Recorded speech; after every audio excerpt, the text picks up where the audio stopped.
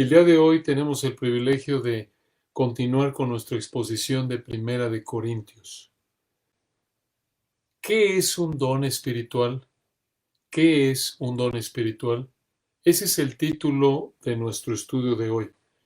Y también es la pregunta que planeamos responder al estudiar hoy Primera de Corintios 12, versículos 1 al 6. Primera de Corintios 12, versículos 1 al 6. Vamos a leer el texto para comenzar nuestro estudio de hoy. Primera de Corintios 12, versículo 1. No quiero, hermanos, que ignoréis acerca de los dones espirituales. Sabéis que cuando erais gentiles, se os extraviaba llevándoos, como se os llevaba, a los ídolos mudos. Por tanto, os hago saber que nadie que hable por el Espíritu de Dios llama anatema a Jesús, y nadie puede llamar a Jesús Señor, sino por el Espíritu Santo. Ahora bien, hay diversidad de dones, pero el Espíritu es el mismo. Y hay diversidad de ministerios, pero el Señor es el mismo. Y hay diversidad de operaciones, pero Dios, que hace todas las cosas en todos, es el mismo. Este es el inicio de una de las secciones más importantes de la carta de Primera de Corintios. De hecho, esta sección es vital para entender cómo es que Dios nos ha capacitado para servir a su iglesia. Esta es una de las secciones más importantes del Nuevo Testamento e incluso es una de las secciones más debatidas en nuestra época. Y esta sección es Primera de Corintios capítulos 12, 13 y 14. Esta sección, como algunos de ustedes seguramente lo han estudiado, contiene varios pasajes que han sido interpretados de varias maneras. Pero vamos a explicar la interpretación que creemos es la correcta, la interpretación que creemos que mejor refleja lo que Pablo quiso que entendieran los corintios. Creemos que la interpretación que explicaremos refleja una interpretación literal, histórica y gramatical de este texto de 1 Corintios 12 al 14 y del resto de las Escrituras. Ahora recordemos el contexto. 1 Corintios 11, 17 hasta el capítulo 14 centra su atención en el momento en el que la iglesia se reúne para su servicio de adoración. Y por lo tanto, los capítulos 12, 13 y 14 de 1 Corintios tratan de los dones espirituales usados en el servicio de adoración cuando la iglesia está reunida. Y para facilitar nuestro estudio de esta sección, como lo hemos hecho ya con varias secciones a lo largo de 1 Corintios, vamos a dividir estos tres capítulos, el 12, 13 y 14, en 5 partes. Y aquí tienen ustedes el tema global de nuestro estudio de 1 Corintios capítulos 12, 13 y 14. Y el bosquejo. Aquí va. Para edificar a la iglesia mediante tu don espiritual, necesitas entender 5 elementos de los dones espirituales. Para edificar a la iglesia mediante tu don espiritual, necesitas entender 5 elementos de los dones espirituales. Y aquí va el panorama general de los capítulos 12, 13 y 14. Número 1, la naturaleza de los dones espirituales. Es espiritual. Lo vemos en el 12, 1 al 3. La naturaleza de los dones espirituales es espiritual. Capítulo 12, versículos 1 al 3. En segundo lugar, la fuente de los dones espirituales es Dios. Capítulo 12, versículos 4 al 11. La fuente de los dones espirituales es Dios. Capítulo 12, versículos 4 al 11. En tercer lugar, la unidad de los dones espirituales, el cuerpo. Capítulo 12, versículos 12 al 31. La unidad de los dones espirituales, el cuerpo. En cuarto lugar, la actitud de los dones espirituales es el amor. Capítulo 13. La actitud de los dones espirituales es el amor. Y en quinto lugar, la manera de usar el don de lenguas para edificación. Capítulo 14. La manera de usar el don de lenguas, edificación. Entonces, este es el panorama global y estas son las secciones en las que planeamos dividir nuestro estudio de 1 Corintios 12, 13 y 14. Recuerda, para edificar a la iglesia mediante tu don espiritual, necesitas entender 5 elementos de los dones espirituales. Y lo vamos a estar repitiendo a lo largo de nuestro estudio, si el Señor quiere. Estas 5 partes o 5 elementos son: 1, la naturaleza de los dones espirituales es espiritual. 2, la fuente de los dones espirituales es Dios. 3, la unidad de los dones espirituales, el cuerpo. 4, la actitud de los dones espirituales, el amor.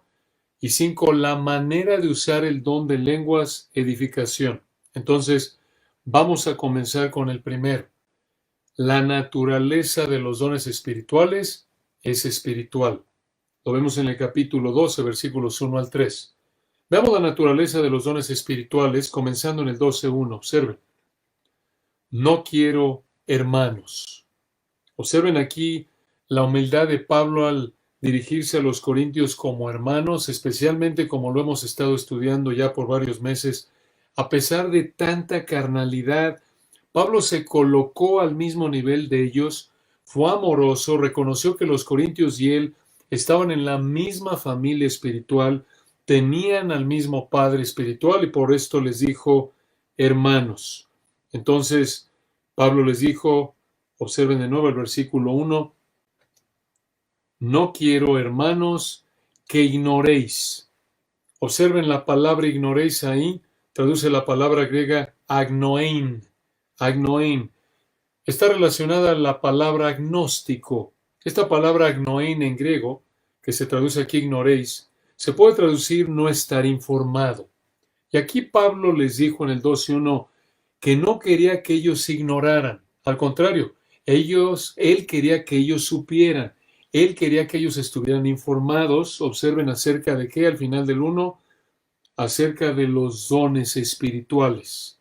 Esa palabra acerca es una palabra que Pablo usa en otras partes de la carta para responder a preguntas que los corintios tenían. Por ejemplo, la vemos en el 7:1, 7:25, 8:1. Y aparentemente los corintios tenían una pregunta en el área de los dones. Y Pablo respondió y dedicó los capítulos 12, 13 y 14 a este tema. Observen al final del versículo 1 otra vez acerca de los dones espirituales. Esta última frase, dones espirituales, traduce una palabra griega y es la palabra neumaticón. Neumaticón. Se podría traducir personas espirituales o dones espirituales. Creemos que debe traducirse dones espirituales porque en el 14:1 vemos la frase dones espirituales refiriéndose al capítulo 12. Y en el 14:1 traduce la palabra griega carismata, refiriéndose a dones espirituales. Y prácticamente esa palabra del 14:1 carismata y la que vemos aquí en el 12:1 neumaticón se usan de manera intercambiable. Ahora, esto nos lleva a hacer una pregunta. ¿Qué es un don espiritual? ¿De qué estamos hablando cuando estamos usando la frase don espiritual? En base a 1 Corintios 12, podemos definirlo así. Escucha, un don espiritual es la capacidad dada por el Espíritu Santo a un creyente en el momento de la salvación para servir a otros cristianos. Lo repetimos. Un don espiritual es la capacidad dada por el Espíritu Santo a un cristiano en el momento de la salvación para servir a otros cristianos. Un don espiritual no es un talento natural. Dicho de otra manera, un don espiritual es una capacidad que Dios te ha dado a ti como cristiano para que ayudes a otros cristianos a ser más obedientes a Dios. Y de nuevo, esa capacidad Dios te la dio en el momento en el que te hizo nacer de nuevo. Y todo cristiano, no importa si unos son espiritualmente más maduros que otros, no importa si en algún punto un cristiano está pecando y otro no, todo cristiano ha recibido un don espiritual de Dios en el momento de la salvación. El otro día, Robin, mi esposa y yo, fuimos a buscar pintura y llegamos ahí a Home Depot y vimos un catálogo, escogimos la que nos gustó, el color que nos gustó y la pedimos. Bueno, ustedes saben, describí esto, lo que describí en 2 segundos tardó probablemente 20 minutos. Ustedes saben, entre esposo, esposa, me gusta este, no aquel, este es un poquito más claro, aquel.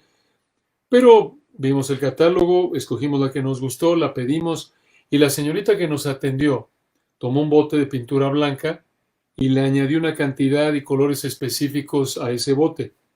Y después lo colocó en una máquina que movió con mucha rapidez el bote cerrado por unos segundos. Después apagó la máquina y tomó el bote de pintura y nos lo entregó. Y teníamos ahí el color específico que habíamos pedido. Así lo hizo Dios con todo cristiano. Contigo colocó un poco de esta capacidad, otro poco de esta y terminas con tu don espiritual, con esa capacidad única para que ayudes a otros cristianos a ser más obedientes a Dios y para que más incrédulos escuchen el Evangelio. Quizás tienes la capacidad de administrar, pero también de enseñar. Esa mezcla de capacidades constituyen el don espiritual que Dios te ha dado para servir a su iglesia. Observen el versículo 2. 1 Corintios 12:2. Aquí Pablo inició su explicación de los dones espirituales a los corintios y les dijo: sabéis que cuando erais gentiles, esto quiere decir cuando eran incrédulos, como lo vemos en 1 Tesalonicenses 4:5, 1 Pedro 2:12. Entonces Pablo les dijo: sabéis, versículo 2, que cuando erais gentiles, ustedes saben que cuando eran incrédulos, continúa el 2, se os extraviaba llevándoos como se os llevaba a los ídolos mudos. Aquí encontramos la primera de varias frases difíciles de traducir y entender en el griego en esta sección de 1 Corintios. Pero pensamos que la mejor traducción sería la de un comentarista de apellido Tisselton y sería esta. Escucha.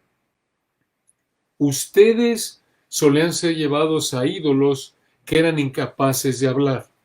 Ustedes, corintios, solían ser llevados a ídolos que eran incapaces de hablar. ¿Qué significa esto? Que cuando los corintios, a quienes Pablo les escribió, no eran cristianos, en su vida pagana eran idólatras y eran llevados. Este es un verbo pasivo en el griego. Esto apunta a que alguien los llevaba. Eran llevados a los ídolos incapaces de hablar. Pero ¿quién los llevaba a los ídolos? Vean de nuevo el texto ahí, en el versículo 2. Sabéis que cuando erais gentiles, se os extraviaba llevándoos como se os llevaba a los ídolos mudos. ¿Quién los llevaba a los ídolos? Probablemente los demonios. ¿Por qué decimos esto? Porque recordan que en 1 Corintios 10, 19 al 21, explica que los demonios ejercen su influencia en los adoradores de las imágenes con las que trabajan. Antes de ser cristianos, éramos igual que los corintios cuando ellos no eran cristianos. Como eran, versículo 2, eran idólatras y nosotros también antes de ser cristianos, todos éramos idólatras. Algunos de nosotros manifestábamos nuestra idolatría al adorar en religiones falsas, al adorar estatuas, santos. Otros de nosotros manifestábamos nuestra idolatría antes de ser cristianos adorando el placer. Otros de nosotros manifestábamos nuestra idolatría adorando el dinero, otros al cuerpo, otros el poder, otros el deporte, otros el alimento, otros los bienes materiales, otros la preparación académica, etc. Y aquí en 1 Corintios 12:2, observen, vemos la misma idea que en 1 Corintios 6:10. Recordarán que allí en 1 Corintios 6:10 Pablo dijo, y esto, después de haber dado una lista de pecados, esto erais algunos. Y aquí en 1 Corintios 12:2 observen la misma idea, Sabéis que cuando erais gentiles, aquí hay una gran verdad. Si tú realmente conoces a Cristo como tu Señor y Salvador, eras un idólatra. Vivías para algo que no era el Señor Jesucristo. Pero hoy, si realmente eres cristiano, puedes decir que eras un idólatra. Pero si no puedes decir que eras un idólatra, sino que eres un idólatra, entonces sigues muerto en tus delitos y pecados. Si la constante en tu vida es que sigues viviendo para algo que no sea obedecer al Señor Jesucristo, todavía no puedes decir que eras un idólatra. Si sigues como hábito en tu vida viviendo para el dinero, si sigues como el estilo de tu vida viviendo para tu cuerpo, si sigues como la constante en tu vida viviendo para tu carrera profesional o para la ropa, el deporte, el placer, el reconocimiento de la gente, la apariencia, si sigues tú como la constante en tu vida viviendo para algo que no es el Señor Jesucristo, eres un idólatra. Un idólatra que va camino al infierno eterno que mereces por tu pecado. Observen aquí cómo una palabra hace toda la diferencia. Escucha con atención. El tiempo de un verbo es lo que distingue a un cristiano de un incrédulo. El tiempo de un verbo es lo que identifica la diferencia entre una eternidad de gloria y una eternidad de tormento.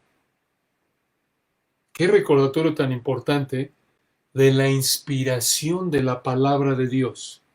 El Espíritu Santo inspiró cada palabra, cada tiempo de cada verbo en su palabra.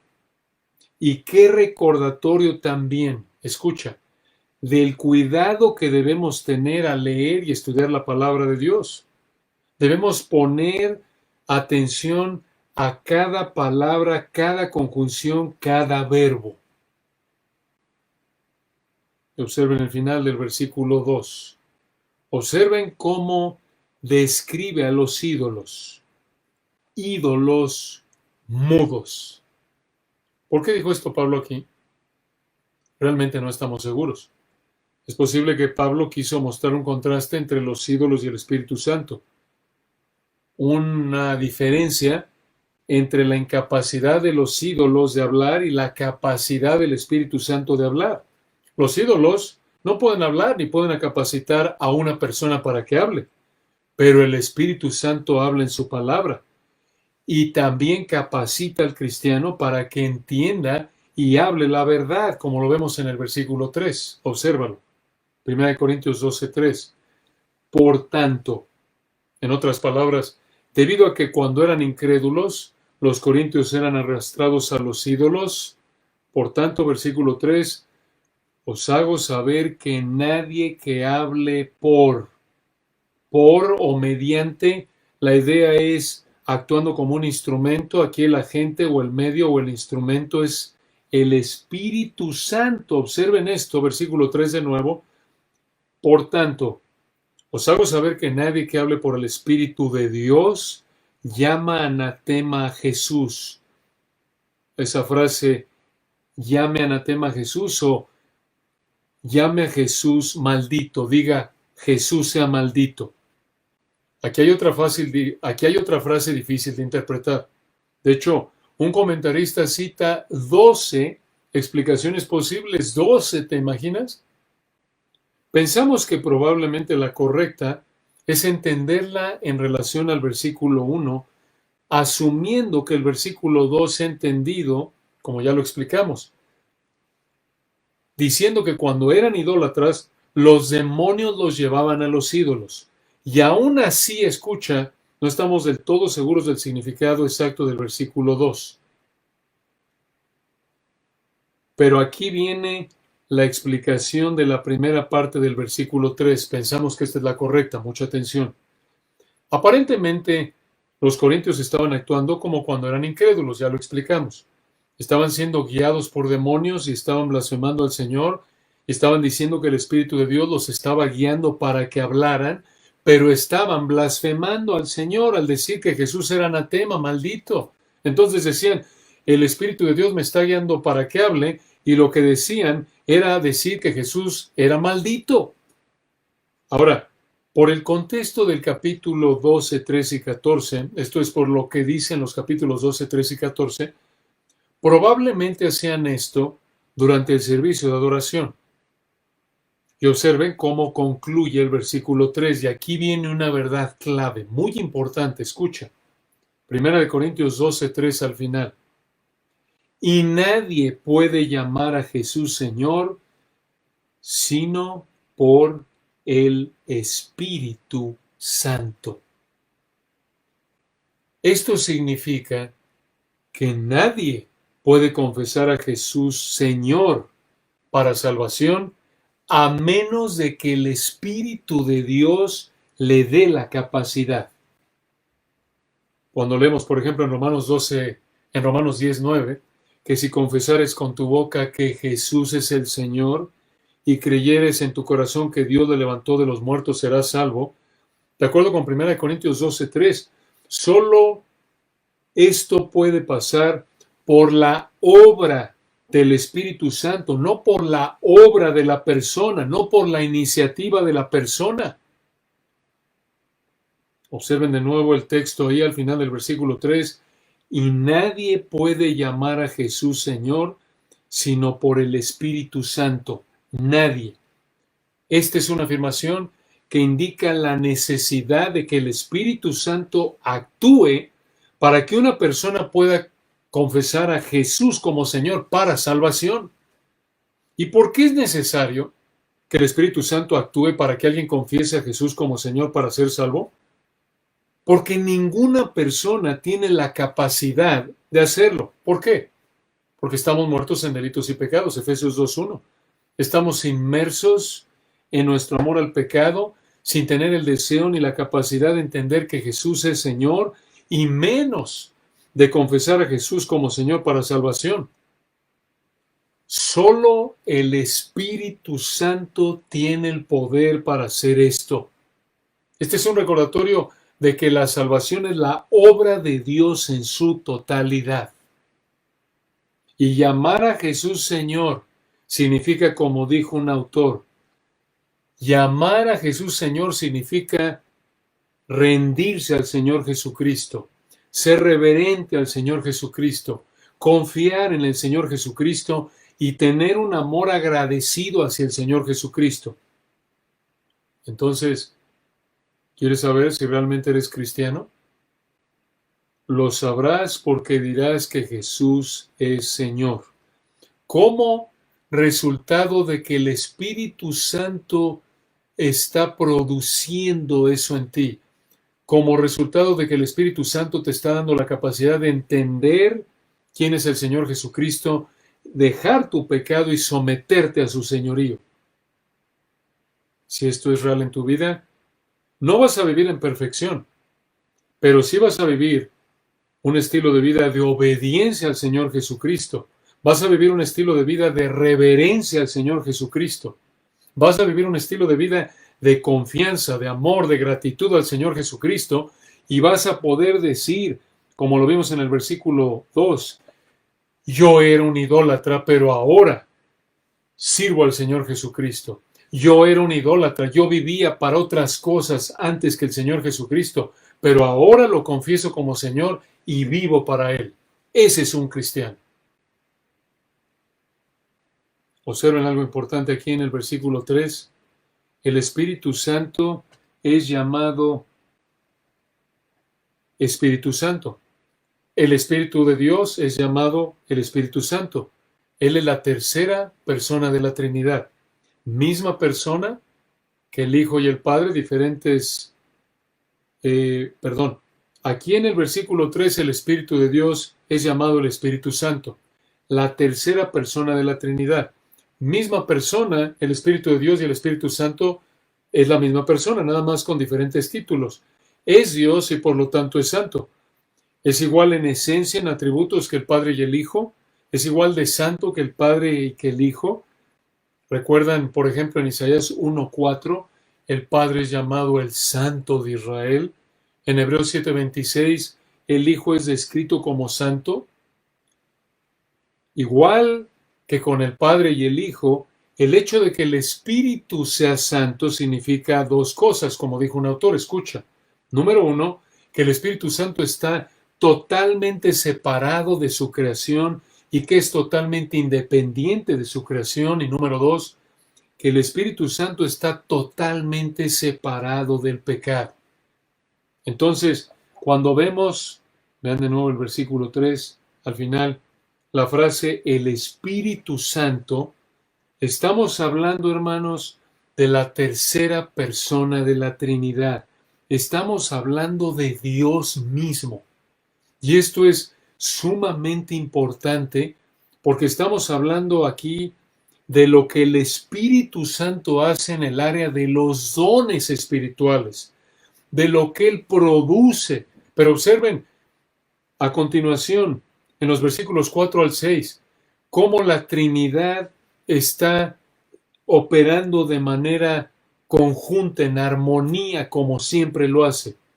Y esto nos lleva al segundo de 5 elementos que estamos estudiando aquí en 1 Corintios capítulos 12, 13 y 14. Recuerda, lo que estamos estudiando en estos 3 capítulos es que para edificar a la iglesia mediante tu don espiritual, necesitas entender 5 elementos de los dones espirituales. Acabamos de estudiar el primero. La naturaleza de los dones espirituales es espiritual, no natural, no es algo humano. Es sobrenatural. El Espíritu Santo es el que lo produce, es el que los da. Lo vimos en los versículos 1 al 3. Y ahora vamos en segundo lugar a la fuente de los dones espirituales, quien es Dios. La fuente de los dones espirituales es Dios.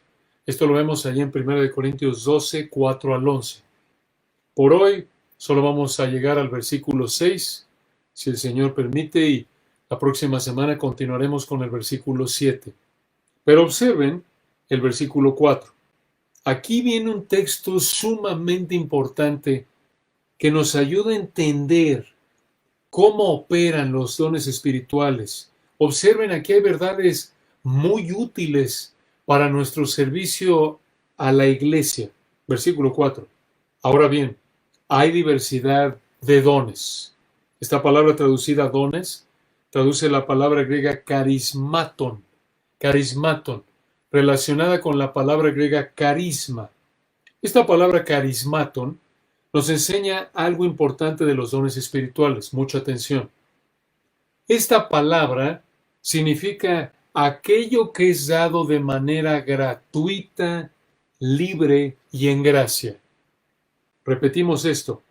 Aquí en el versículo 4, la palabra dones apunta a algo que es dado de manera gratuita, libre y en gracia. En otras palabras, la capacidad que Dios te da por su Espíritu en el momento de salvación para servir a su iglesia, te la da de manera gratuita, libre, en gracia. Esto implica que los dones espirituales no se pueden ganar, no se pueden pedir, sino que Dios los da, escucha, de manera inmerecida y como Él lo decide, como le veremos con más detalle en el versículo 11. Entonces, no puedes pensar que si te portas bien, Dios te va a dar el don que quieres. No, eso es un error. Tampoco puedes pensar que si le pides cierto don a Dios, Él te lo va a dar. No, ese es otro error. Los dones espirituales Dios no los da porque lo pides o porque te los ganas. No, Dios da diferentes dones a diferentes cristianos de manera gratuita, de manera inmerecida, y Dios es el único que decide qué don le da a cada persona. No es que quizás quieres tener el don de fe y orar más y entonces ya te apuntaste en la lista de espera de Dios, Señor, cuando muere el próximo cristiano y ya no tenga ese don que ejercer aquí, pues me lo das a mí, Señor. O alguna otra idea no bíblica, no. Regresen al versículo 4. Ahora bien, hay diversidad. Hay diversidad. Esa palabra diversidad, diaireseis en griego, se puede traducir diversidad o diferencias o distinciones o designaciones. Entonces, observen lo que dice el texto. Versículo 4 otra vez. Ahora bien, hay diversidad o hay diferencias, hay distinciones o designaciones, continúa el versículo, de dones, pero el Espíritu es el mismo. ¿Qué significa el versículo 4? Que hay diferentes capacidades para servir a la iglesia, pero el Espíritu es el que los dio de manera libre y en gracia. Tremenda verdad. Esto implica que no todos vamos a tener la misma capacidad de servir al Señor. Y aunque haya diferentes dones en la iglesia, el Espíritu es la fuente de esos dones. Uno enseña y tiende a exhortar más, y puede haber otro cristiano que enseña y tiende a explicar con mayor detalle. Hay otro cristiano quizás que administra y también tiende a animar, y hay otro que ayuda a hermanos en necesidad y tiende a organizar diferentes dones, pero solo el Espíritu Santo es el que dio esa capacidad a cada uno. El versículo 5 continúa. Observen. Y hay diversidad de ministerios, de diaconión. Ministerios viene de la palabra griega diaconión. Hay diversidad de ministerios, pero el Señor es el mismo. Otra verdad muy importante. Observen aquí la repetición de la palabra diversidad, diaireseis. Ya la vimos en el versículo 4. Ahí obsérvenla de nuevo. Ahora bien, hay diversidad. Ya dijimos que significa hay diferencias, hay distinciones, hay designaciones. Y en el versículo 5 otra vez, observen. Y hay diversidad, hay diferencias, hay distinciones de ministerios. En otras palabras, el versículo 5 dice, y hay diversidad o diferentes o distintos ministerios, pero el Señor es el mismo. ¿Qué significa esto? Hay diferentes maneras de servir a la iglesia, pero el Señor al que servimos es el mismo. Esto es vital. Escucha, hay diferentes maneras de servir a la iglesia, pero servimos al mismo Señor. Esto implica algo muy importante. Escucha, al servir a otros cristianos mediante tu don espiritual, estás sirviendo en primer lugar al Señor Jesucristo. Esta es una verdad hermosa y un gran incentivo para que sirvamos a la iglesia con el don espiritual que el Espíritu Santo nos ha dado. Esto significa que hay diferentes maneras de servir a la iglesia. Entonces, no importa en qué lugar de la iglesia sirvas, estás sirviendo al mismo Señor.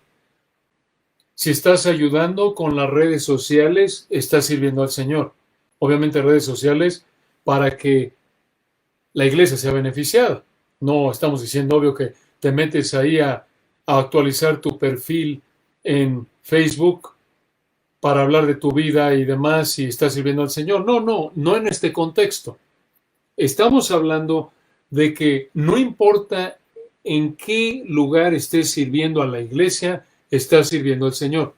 Si pones una silla, estás sirviendo al Señor. Si das un estudio, estás sirviendo al mismo Señor. Si estás lavando un lavabo del baño, donde nos congregamos, estás sirviendo al Señor.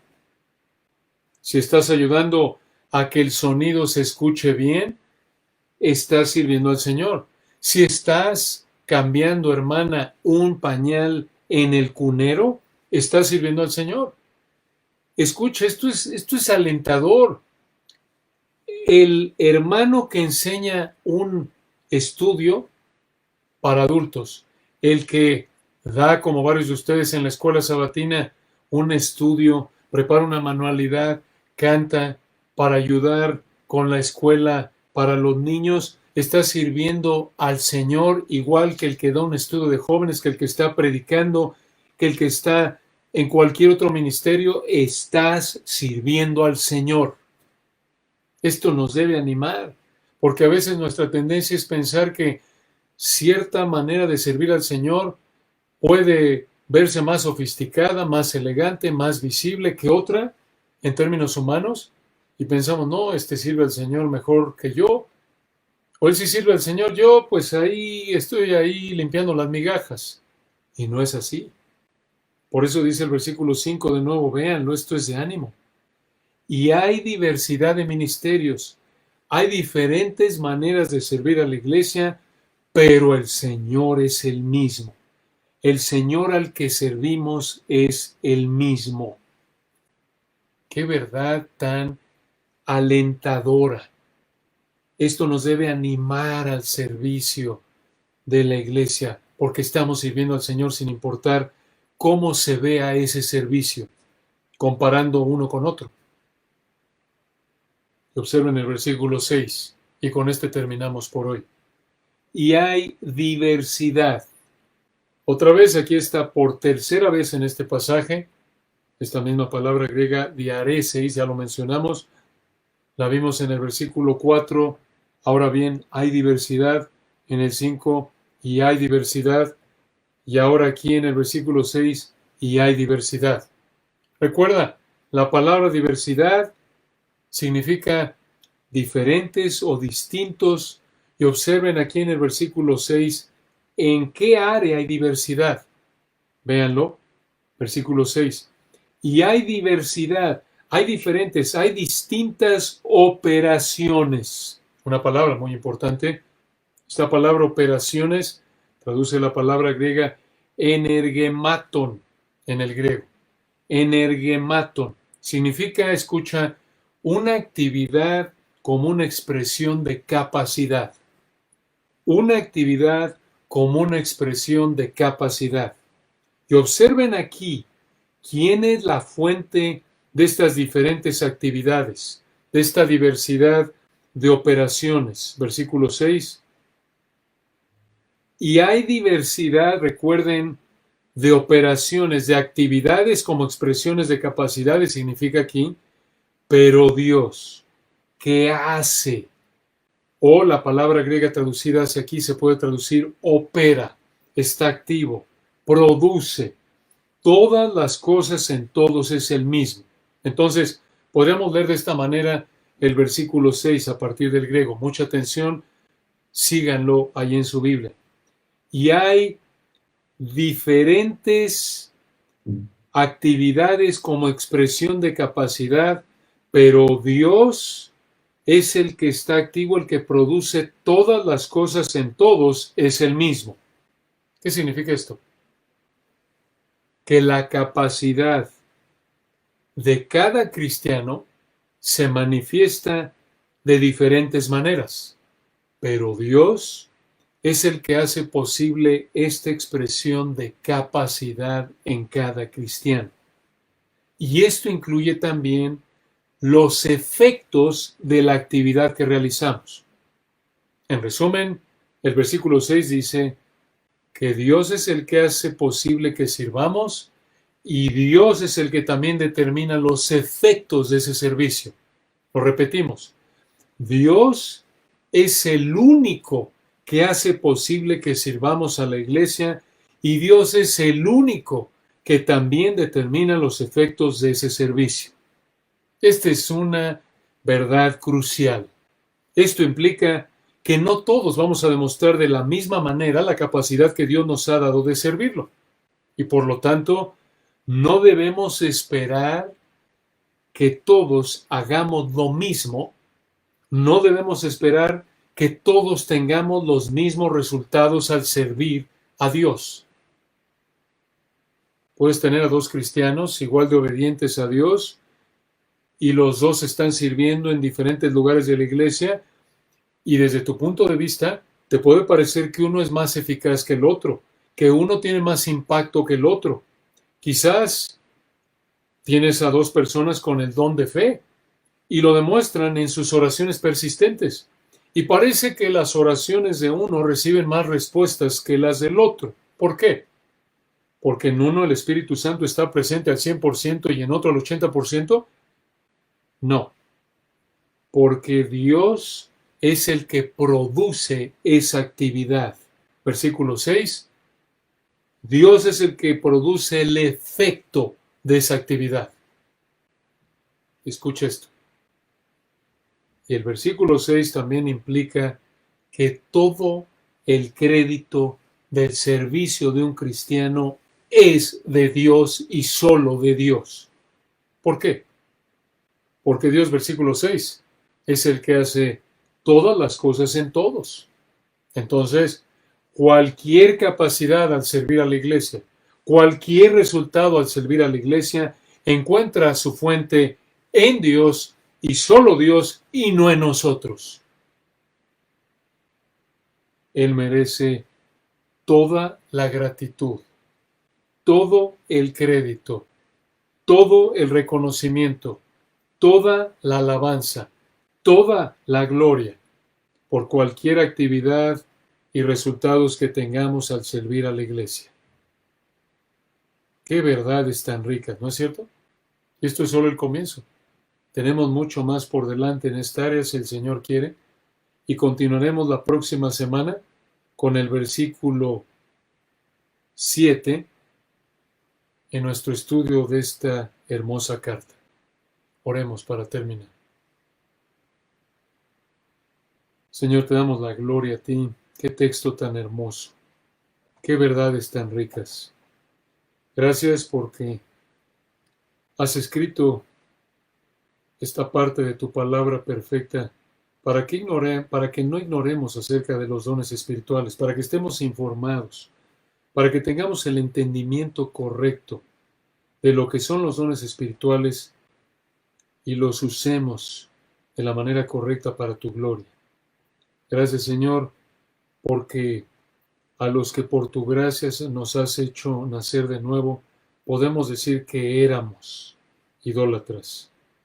Gracias porque nos haces entender y reconocemos que ningún ser humano, ninguno de nosotros puede llamar a Jesús Señor, sino por la obra poderosa, perfecta de tu Espíritu Santo bendito. Gracias por estas verdades tan ricas, porque nos has dado diferentes dones, diferentes capacidades a cada cristiano, pero la fuente es la misma, el Espíritu Santo. Gracias por hacernos entender que hay diferentes maneras de servirte, pero servimos al mismo Señor. Y gracias por hacernos entender, por estas realidades gloriosas, de que solo tú eres la fuente de la capacidad y el efecto en el servicio a tu iglesia. Y por lo tanto, toda la gloria es para ti. Hacemos eco de lo que dijo el salmista y como lo cantamos en ese hermoso himno, no a nosotros, oh Jehová, no a nosotros, sino a tu nombre da gloria. Y damos la gloria a ti, agradecidos por el privilegio que nos diste de disfrutar de este tiempo de adoración juntos, de tu palabra a lo largo de la mañana, en estudio tras estudio. Gracias por la fidelidad de nuestros hermanos amados, de Oscar, David, Miguel, de nuestros pastores amados,